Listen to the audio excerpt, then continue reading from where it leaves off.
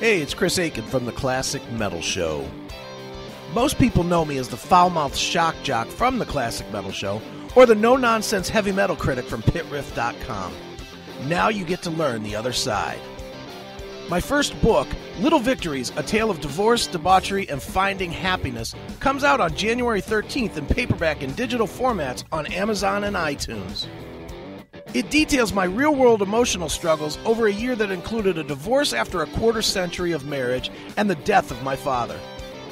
It profiles things I did right, as well as a bevy of things that I did wrong with the help of alcohol, and how I found my way out of the muck of the emotional state that almost saw me commit suicide.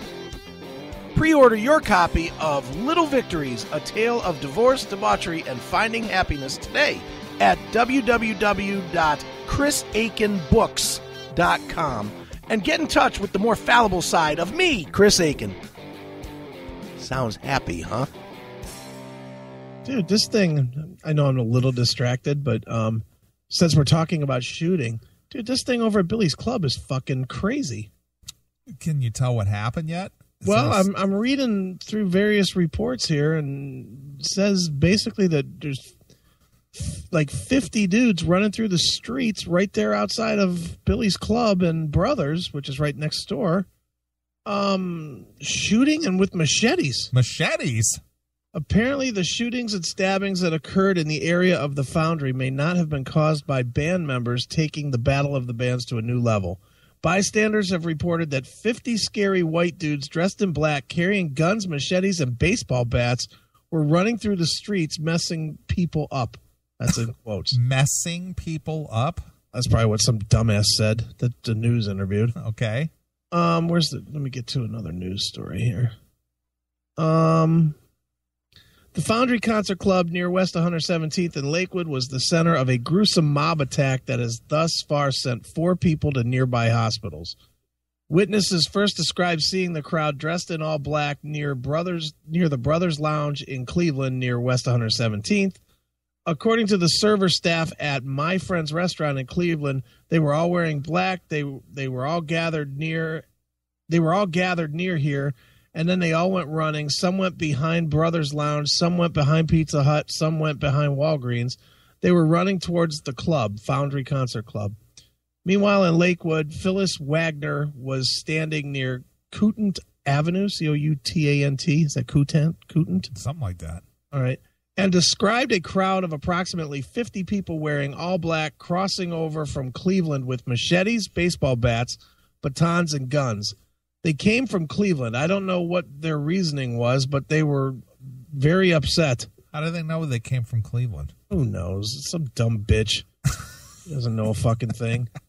Fucking news. These fucking assholes that work in news, they don't fucking fact check anything. Oh, they came from Cleveland? Okay, they must have come from Cleveland because this bitch said so. Anyway, while leaving Value World, eyewitness Toya? T-O-Y-I-A? Okay. Whatever. Fucking eyewitness Muslim head described the chaotic scene that led to the bloody attack.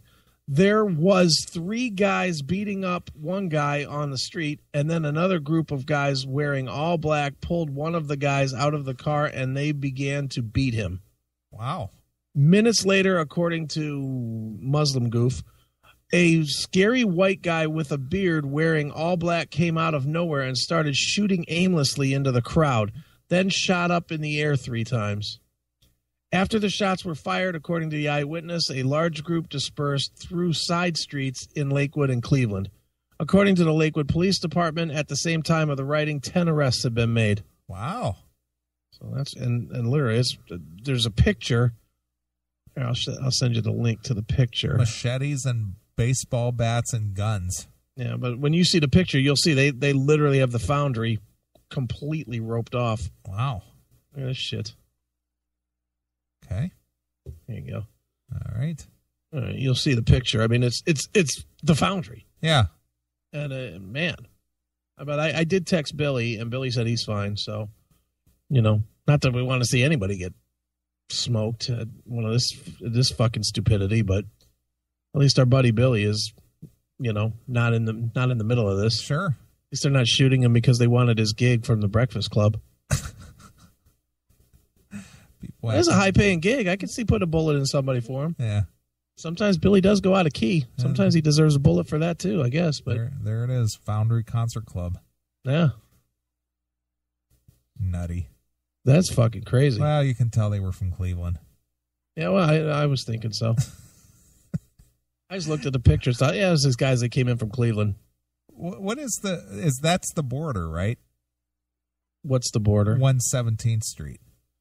Yeah, 117th is that the street that they're taking the picture down is Detroit, right? Well, there's that 117th in Detroit is on the. So if you're east of 117th, you're in Cleveland.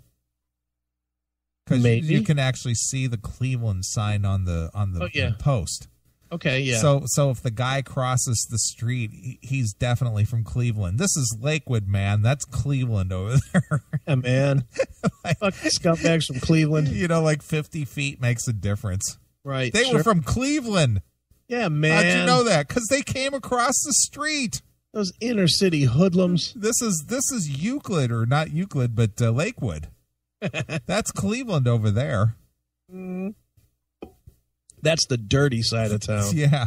50 feet over there, that's Cleveland. Really?